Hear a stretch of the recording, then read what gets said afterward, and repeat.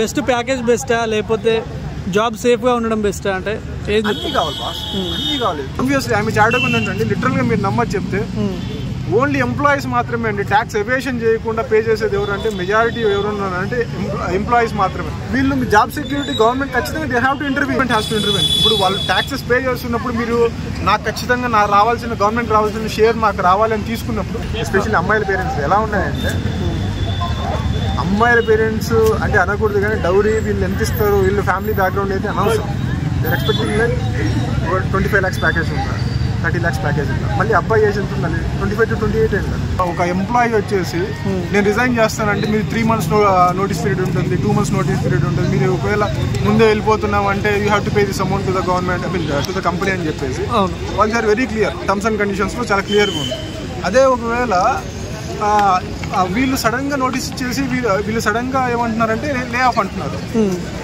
అసలు ఏం ఇంటిమేషన్ ఉంది, వీళ్ళ పరిస్థితి ఏంటి, వీళ్ళకి ఏమన్నా గవర్నమెంట్ ఏమన్నా యాక్షన్ తీసుకుంటుందా దీని మీద ఏదన్నా? నార్మల్గా ఏంటంటే government has to take care of it కదా. ఇప్పుడు వాళ్ళు ఏంటంటే ఇప్పుడు లిటరల్గా చెప్పాలంటే మన వాళ్ళు they are not IT employees అండి. ఐటీని ఇండియాకి అవుట్ సోర్స్ చేస్తుంటే వీళ్ళు దే ఆర్ వేజ్. అక్కడ ఏంటంటే ఒక 1 lakh USD అంటే ఆల్మోస్ట్ ఒక 87 lakhs పెట్టి చేయాల్సిన జాబ్ని ఇక్కడ 8 lakhs కి 7 lakhs అవుట్ సోర్స్ చేస్తున్నారు. సో వీళ్ళేంటి మన వాళ్ళకి దిక్కులాగా చేస్తున్నారు. So what ever it is, మనకి ఏదో ఎంప్లాయ్మెంట్ వస్తుంది చేస్తున్నారు, చేయాలనుకుని చేస్తున్నారు. కానీ ఇక్కడ ఇప్పుడు ఏంటి సడన్గా లే ఆఫ్ అంటున్నారు. ఎవరు దిక్కు? Government. What is government taking? ఇప్పుడు వీళ్ళు ఏమన్నా ఒక పాలసీ ఉందా మనకు? బెంగళూరులో ఏమంటున్నారంటే డైలీ 12 hours a day అంటున్నారు.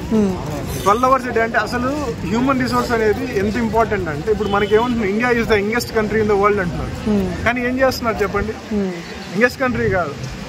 యంగెస్ట్ కంట్రీ అన్నప్పుడు ఆ రిసోర్సెస్, హ్యూమన్ రిసోర్సెస్ కూడా మనం అంతే గట్టిగా కాపాడుకోవాలి. అందరికీ ఒబేసిటీ వచ్చేసి అందరికీ క్యాన్సర్లు వచ్చేస్తే ఓకేనా? అంటే ఎంత మనం కాదనుకున్నా ఎక్కువగా ట్యాక్స్ పే చేసేది ఐటీ వాళ్ళు చెప్పుకోవచ్చు. ఆబ్వియస్లీ ఆమె చాటకుండా అండి, లిటరల్గా మీరు నమ్మని చెప్తే ఓన్లీ ఎంప్లాయీస్ మాత్రమే అండి. ట్యాక్స్ ఎవేషన్ చేయకుండా పే చేసేది ఎవరంటే మెజారిటీ ఎవరున్నారంటే ఎంప్లాయీస్ మాత్రమే. IT employees beat any employee అండి. ఎంప్లాయీస్ మాత్రం అందరూ చేస్తున్నారండి. ఐటీ ఎంప్లాయీస్ మీరు అన్నట్టు మేజర్ కాంట్రిబ్యూటర్స్ ఖచ్చితంగా, అన్నట్టు మేజర్ కాంట్రిబ్యూటర్. సో అలాంటి వాళ్ళకి గవర్నమెంట్ అంటే ఎక్కువ అంటే పోయేది గవర్నమెంట్కే కాబట్టి గవర్నమెంట్ సపోర్ట్ ఉంటే బాగుంటది కదా. గవర్నమెంట్ సపోర్ట్ ఉండాలి, మంచి పాలసీస్ తీసుకోవాలి. ఈవెన్ వాళ్ళ టైమింగ్స్ మీద కూడా, వాళ్ళ హెల్త్ కూడా జాగ్రత్త తీసుకోవాలి. వాళ్ళకి జాబ్ సెక్యూరిటీ కల్పించాలి. అట్ ద సేమ్ టైం ఏంటంటే ఇప్పుడు వాళ్ళు ఒక ఇర్రెగ్యులర్ టైమింగ్స్ ఏ టైం బట్టి ఆ టైం చేస్తూ పోతున్నారు. మన దగ్గర ఎందుకు? Government has no policy. బయట వేరే ఏ కంట్రీస్ తీసుకోండి, ఐర్లాండ్ తీసుకోండి, సింగపూర్ తీసుకోండి, US తీసుకోండి, వాళ్ళ టైం అయిపోతుంది, వాళ్ళ వర్కింగ్ అవర్స్ అయిపోతున్నాయి, వాళ్ళు దే విల్ నాట్ డిస్టర్బ్. కానీ మనకు ఆ పరిస్థితి ఉందా? అర్ధరాత్రి ఎంత టైం అయినా సరే ఈ వర్క్ ఉందంటే చేయాల్సింది. అలాంటి పరిస్థితి ఉంది.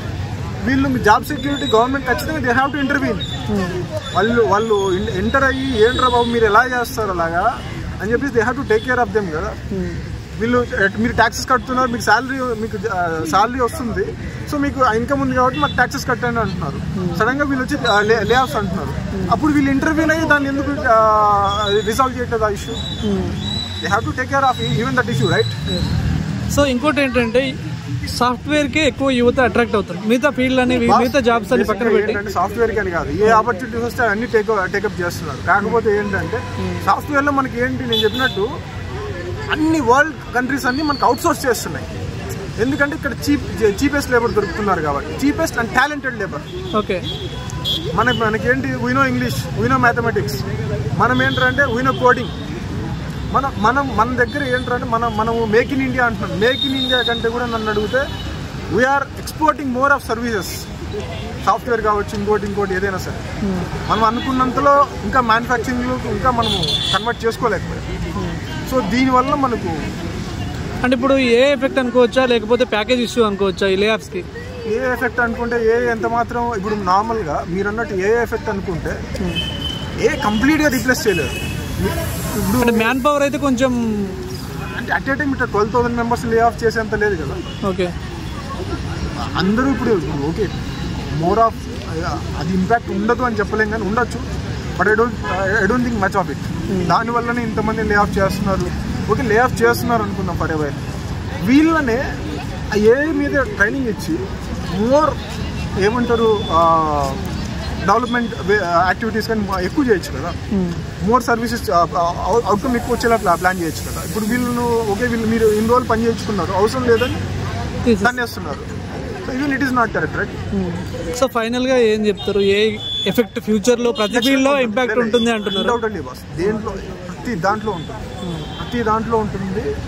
అండ్ ఈ ఆటోమేషన్ ఏవైతే చేయగలుగుతారో వాటిలో ఇంకా ఇంపాక్ట్ ఎక్కువ ఉంటుంది ఖచ్చితంగా.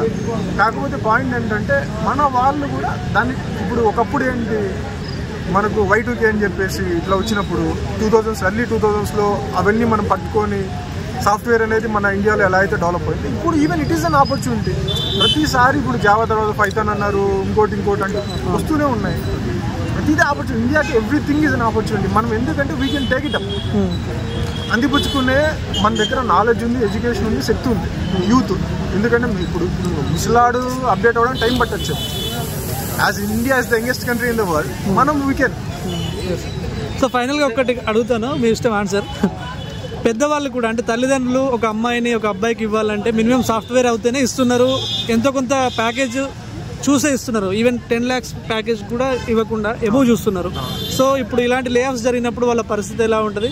ఆల్రెడీ స్టార్ట్ అయిపోయింది బాస్. ఇక్కడ ఇప్పుడు ఆల్రెడీ ఏమైపోయిందంటే సాఫ్ట్వేర్ అంటే జాబ్ సెక్యూరిటీ లేదు అని చెప్పేసి ఆల్రెడీ ఫీల్ అవుతుంది. అంతెందుకు ఇప్పుడు నేను మొన్న కలిస్తే చెప్పండి. మీరు ఇంటికి వెళ్తే లిటరల్గా మీ యూడోంట్ బిలీవ్, ఎవరిని అడిగినా సరే జాబ్ సెక్యూరిటీ లేదా అని పక్కన పెట్టి అసలు జాబ్సే లేవని మాట్లాడుకుంటున్నారు. బీటెక్ అయిపోతే ఇప్పుడు జాబ్సే ఇప్పుడు క్యాంపస్ ప్లేస్మెంట్స్ తగ్గిపోయాయి బాస్. సో దట్ ఏంటంటే అసలు జాబ్సే లేవని మాట్లాడుకుంటున్నారు. ఇంకా ఆబ్వియస్గా ఏంటంటే దాని మీద కూడా ఇంపాక్ట్ ఉంటుంది ఖచ్చితంగా. మీరు అంటే మ్యారేజ్ మీద కూడా ఇంపాక్ట్ ఉంటుంది. అండ్ వీళ్ళ పేరెంట్స్ ఎక్స్పెక్టేషన్స్ భయంకరంగా ఉన్నాయి. ఎస్పెషల్లీ అమ్మాయిల పేరెంట్స్ ఎలా ఉన్నాయంటే, అమ్మాయిల పేరెంట్స్ అంటే అనకూడదు కానీ డౌరీ వీళ్ళు ఎంత ఇస్తారు, వీళ్ళు ఫ్యామిలీ బ్యాక్గ్రౌండ్ అయితే అనవసరం. There expecting like 25 lakhs package ఉందా, 30 lakhs ప్యాకేజ్ ఉందా. మళ్ళీ అబ్బాయి ఏజ్ ఎంత ఉండాలి, 25 to 28 ఉండాలి, 30 క్రాస్ అవ్వకూడదు. ఓకే.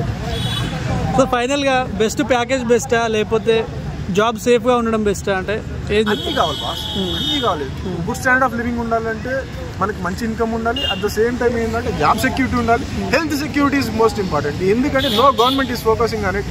వాడి కాంగ్రెస్లో యూ డోంట్ బిలీవ్, ఇక్కడ మన కర్ణాటకలో they are proposing 12 hours a day.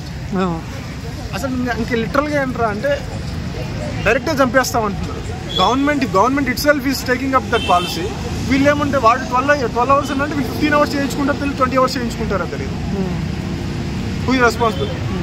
So ఫైనల్గా ఏం చెప్తారు బ్రదర్ ఐటీ గురించి కానీ ఏఐ గురించి కానీ? ఇవన్నీ ఇన్నోవేటబుల్ బాస్. ఖచ్చితంగా ఏంటంటే మనం ఐటీ లేకుండా మన వాళ్ళకి ఇన్కమ్ ఉంటుంది అనేది అయితే అవ్వదు. ఏంటంటే మనకి ఖచ్చితంగా ఏంటంటే చాలా మంది ముడిపడి ఉంది, లైవ్లీహుడ్ దీంతో ముడిపడి ఉంది.